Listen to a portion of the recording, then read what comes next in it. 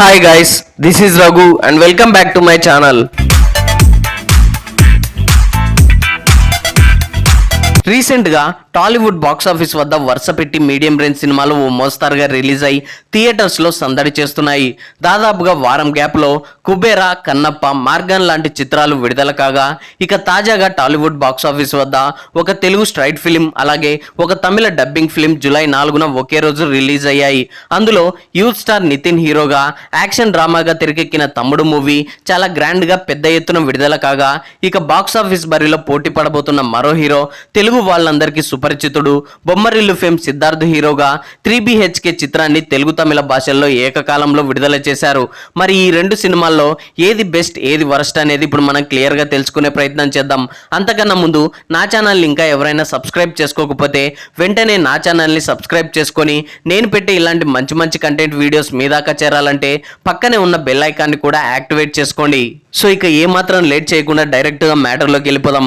ముందుగా youth star Nitin సరైన comeback కోసం చాలా ఏళ్ళుగా ఎదురు చూస్తున్నాడు. 5 ఏళ్ల కిందట వచ్చిన భీష్మ తర్వాత హిట్టు ముఖమే చూడలేదు. మధ్యలో ఒక అరడజన్ దాకా సినిమాలు వచ్చాయి వెళ్ళాయి. ఈ క్రమంలో లేటెస్ట్గా తమ్ముడు సినిమాతో అదృష్టాన్ని పరీక్షించుకోవడానికి సిద్ధమయ్యాడు. అగ్ర నిర్మాత దిల్ రాజు ఎంతో ప్రతిష్టాత్మకంగా నితిన్ కెరీర్లోనే హైయెస్ట్ బడ్జెట్తో ఈ చిత్రాన్ని నిర్మించగా వకీల్స్ ఆఫ్ ఫేమ్ శ్రీరామ్ వేణు దర్శకత్వం వహించగా రీసెంట్గా విడుదలైన ఈ చిత్రం ప్రేక్షకులను ఏ మేరకు ఆకట్టుకుందో ఇప్పుడు తెలుసుకుందాం. ఇక కథలోకి వెళ్తే హీరో జై ఒక ఆర్చర్. ప్రపంచ ఛాంపియన్షిప్లో స్వర్ణం గెలవాలన్నదే అతడి కళ. కానీ ప్రాక్టీస్లో ఏకాగ్రత కుదరక తాను చేసిన తప్పు వల్ల తన అక్కకు దూరం కావడమే ఈ సమస్యకు అసలు కారణమని అతను అర్థం చేసుకుంటాడు. తన గర్ల్ ఫ్రెండ్ సాయంతో తన అక్కను వెతికే పనిలో పడతాడు. ఈ క్రమంలో తన అక్క ఓ పెద్ద సమస్యలో ఇరుక్కున్నట్లు తెలుసుకున్న జై ఓ బిజినెస్ మ్యాన్ నుండి ఝాన్సీకి ముప్పు ఉన్నట్లు తెలుసుకుంటాడు. మరి ఈ ముప్పు నుండి తన అక్కను జై ఎలా కాపాడాడు, తన గురించి నిజాన్ని అక్కకు చెప్పాడా, ఆమె అతన్ని క్షమించిందా లేదా, ఆ తర్వాత ఏం జరిగింది అనేది మిగతా కదా. ఇక ఈ మూవీ ఫ్లాట్ అంతా ఎలా సాగిందంటే ఈ సినిమాలో హీరో పదే పదే అనుగచ్చతి ప్రవాహ అంటుంటాడు. అంటే let's go with the flow అనే అర్థమట. ఈ సినిమా కోసం దర్శకుడు వేణు శ్రీరామ్ ఎంచుకున్న కథలో న్యాచురల్ ఫ్లో ఉండుంటే బాగుండేది. కానీ let's go with the flow అని దర్శకుడు తనకేమనిపిస్తే అది రాసుకుంటూ పోయి అలాగే తీసుకుంటూ పోయాడు. ఇది ఏ తరహా సినిమా అంటే సరిగ్గా చెప్పలేని పరిస్థితి. ఒక ఫ్యామిలీ సెంటిమెంట్ సినిమాగా మొదలై ఆపై క్రైమ్ థ్రిల్లర్గా రూపాంతరం చెంది తర్వాత అడ్వెంచరస్ రూట్లోకి వెళ్ళి చివరికి ఏ జానర్కి న్యాయం చేయని సినిమాగా తయారైంది. మాస్ మసాలా సినిమాలు తీసే వేణు శ్రీరామ్ తన కంఫర్ట్ జోన్ నుంచి బయటికి వచ్చి కొత్తగా ఏదో చేయాలన్న ప్రయత్నం మంచిదే, కానీ అది ఎంతవరకు ప్రేక్షకులను ఎంగేజ్ చేస్తుందన్నది కూడా కాస్త ఆలోచించుకోవాల్సింది. కథలో బలమైన ఎమోషన్ లేకుండా అది ప్రేక్షకులకు కనెక్ట్ కాకుండా ఎంత ప్రయత్నించినా అది నేల విడిచిన సాము చేసినట్లే అవుతుంది. తమ్ముడు విషయంలో కూడా అదే జరిగింది. సాధారణంగా సినిమాల్లో హీరోయిన్ చనిపోవడం అన్నది అరుదు. అలా చనిపోతే దానికి బలమైన కారణం ఉండాలి. ఆ సమయంలో ప్రేక్షకుల గుండెలు బరువెక్కాలి. కానీ ఈ మూవీలో హీరోయిన్ చనిపోతుంటే రవ్వంత ఎమోషన్ కూడా రాదు. ఆ పాత్రను ముగించడంలో పెద్ద పర్పస్ కూడా కనిపించదు. ఈ సినిమాలో ఇంకా చాలా చావులు చూస్తాం, లెక్కకు మించి విధ్వంసాలు చూస్తాం, కానీ ఆ చావులేవి మనల్ని కదిలించవు. కథకు మూలమైన పాయింట్లోనే బలం లేకపోవడం, ఎమోషన్ మిస్ అవ్వడం అందుకు కారణం. అక్క తమ్ముడు పాత్రల్లో చాలా చోట్ల లాజిక్ మిస్ అయింది. ఈ పాత్రలే కాదు, హీరో విలన్ ఇలా ముఖ్యమైన పాత్రలు వాటి కథలు చిత్ర విచిత్రంగా ఉంటాయి. ఇందులో విలన్ పాత్ర చాలా కొత్తగా ఉంటుంది, కానీ ముందుకు సాగే కొద్దీ అతడి ట్రాక్ కథతో సంబంధం లేకుండా సాగిపోతుంటుంది. ఇక్కడ విచిత్రం ఏంటంటే హీరో విలన్ల మధ్య డైరెక్ట్ క్లాష్ ఉండదు. ఎంతసేపు అక్క తమ్ముడు ఈ రెండు పాత్రలే సినిమా అంతా సాగిపోతుంటాయి. మూవీ స్టార్టింగ్ లో ఈ సినిమా కాన్సెప్ట్ ప్రేక్షకుల్ని బాగానే ఆకర్షిస్తుంది. తమ్ముడిని అసహించుకొని వెళ్ళిపోయిన అక్క, ఆ అక్కను వెతుక్కుంటూ వెళ్లే తమ్ముడు, తన చుట్టూ ఉన్న ప్రమాదం, తనని ఎలాగైనా రక్షించుకోవాల్సిన పరిస్థితి, ఈ సెటప్ అంతా చాలా ఇంట్రెస్టింగ్ గా అనిపిస్తుంది. దీని చుట్టూ డ్రామా పండించడానికి అవకాశం ఉన్నా బలమైన ఎమోషన్ లేకపోవడం వల్ల అనవసరమైన సీన్లతో సినిమా క్రమక్రమంగా గాడి తప్పుతుంది. అయితే ఉన్నంతలో దట్టమైన ఫారెస్ట్ ఏరియాలో విలన్ గ్యాంగ్ తో ఉత్కంఠభరితమైన ఫైట్ సీన్స్ తో మెజారిటీ కథ అక్కడే నడుస్తుంది. కానీ ఒక దశలో ఈ సీన్స్ అన్నింటినీ రిపీటెడ్ గా చూస్తున్నట్టు అనిపిస్తుంది.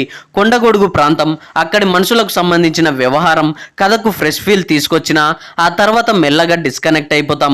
ఇలా ఫస్ట్ హాఫ్ అంతా కొన్ని ట్విస్ట్లతో పర్వాలేదనిపిస్తుంది. ఇక సెకండ్ హాఫ్ పూర్తిగా నిరాశపరుస్తుంది. యాక్షన్ ఎపిసోడ్స్ భారీగా ఉండడం వల్ల మాస్ ప్రేక్షకులు కొంత కనెక్ట్ అవుతారేమో కానీ అంతకు మించిన విశేషం ఏముండదు. ఇలా హీరో సహా ఏ క్యారెక్టర్ తోనూ కనెక్ట్ కాలేకపోవడం, కథకు కీలకమైన అక్క తమ్ముడు ట్రాక్ లో ఎమోషన్ మిస్ కావడం ఈ సినిమాకు మెయిన్ మైనస్. ఇటు కొత్తదనం కోరుకునే ప్రేక్షకులను మెప్పించలేక, అటు మాస్ ప్రేక్షకులను మెప్పించలేక రెండిటికి చెడ్డట్లు తయారైంది ఈ చిత్రం.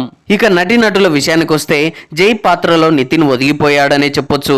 తన లుక్, నటన పాత్రకు సరిపోయాయి. కాకపోతే మరీ సీరియస్ గా నడిచే పాత్ర కావడంతో నితిన్ వేరియేషన్ చూపించడానికి అవకాశం లేకుండా పోయింది.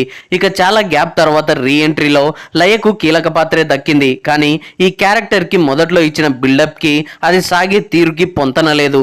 కానీ లయ నటనకు ఎక్కడ వంక పెట్టడానికి లేదు. ఇక నితిన్ కి జోడిగా గర్ల్ ఫ్రెండ్ పాత్రలో వర్ష ఉన్నంతలో బాగానే ఆకట్టుకుంటుంది.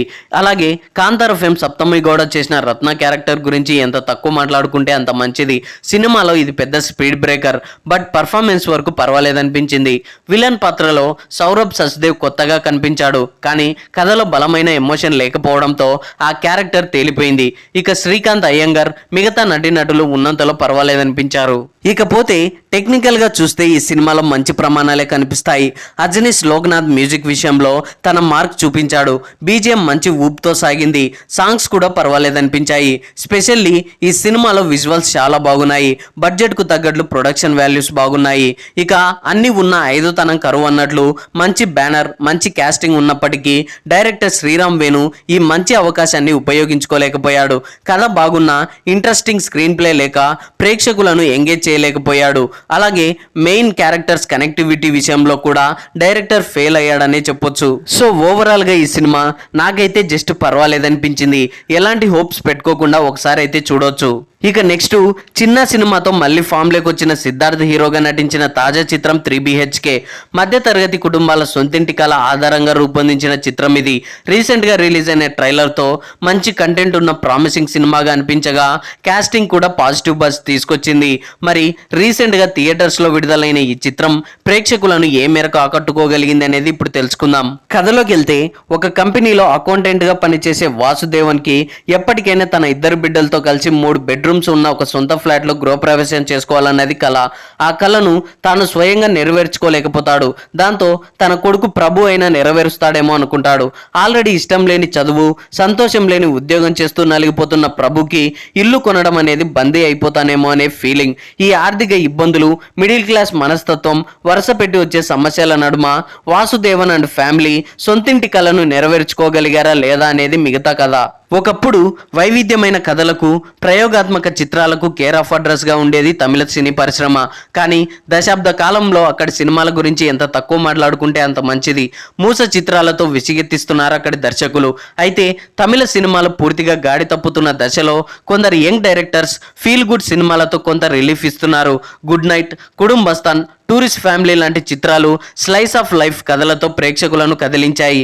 మధ్య తరగతి మనుషుల జీవితాలను తరచి చూస్తూ వారి ఆశలు, ఆకాంక్షల చుట్టూ కథనాన్ని నడిపిస్తూ అంతిమంగా ఒక జీవిత పాఠాన్ని నేర్పడానికి ప్రయత్నించిన కథలివి. ఈ కోవలోనే 3BHK కూడా తెరకెక్కింది.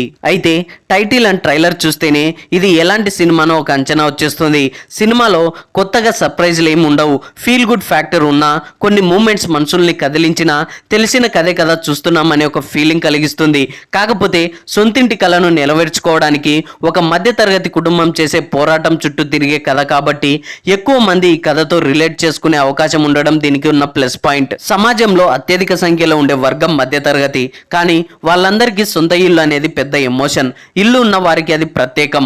ఈ పాయింట్ మీదనే కథను ఎంచుకోవడంలో writer cum director Shri Ganesh సగం సక్సెస్ సాధించాడని చెప్పొచ్చు. ఈ పాయింట్ చుట్టూ కథను ఇంకొంచెం కొత్తగా కొన్ని సర్ప్రైజ్ ఎలిమెంట్స్ ను జోడించుంటే ఈ సినిమా ప్రత్యేకంగా నిలిచేదనేది నా ఉద్దేశం. కంప్లీట్ ఫ్యామిలీ ట్రాక్ కావడంతో కంప్లీట్ ఎమోషన్స్ తో కథను తీసుకెళ్లిపోవడం, ఇలా ఫస్ట్ హాఫ్ అంతా చాలా స్లోగా ఉంటుంది.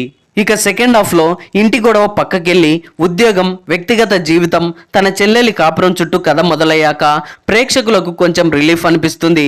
ఇలా స్క్రీన్ ప్లే అంతా అప్ అండ్ డౌన్ లా సాగినప్పటికీ ఫస్ట్ హాఫ్ తో పోలిస్తే సెకండ్ హాఫ్ కాస్త పర్వాలేదనిపిస్తుంది. చివరి అరగంటలో feel good factor cinema graph ను పెంచుతుంది. సెక్యూరిటీ, కంఫర్ట్ పేరుతో లైఫ్ లో లిమిట్స్ పెట్టుకోకుండా మన అభిరుచికి తగ్గట్లు బతకడమే ఇంపార్టెంట్ అని చెప్పే చివరి అరగంట ఈ సినిమాకి హైలైట్ గా నిలిచిందని చెప్పొచ్చు. ఇక నటీనటుల విషయానికి వస్తే సిద్ధార్థ్ చానాళ్ల తర్వాత తనకు సెట్ అయ్యే పాత్రను ఎంచుకున్నాడు. యాక్టింగ్ లో కొత్తగా చెప్పడానికి ఏం లేదు. సింపుల్ పర్ఫార్మెన్స్ తో అదరగొట్టేశాడు.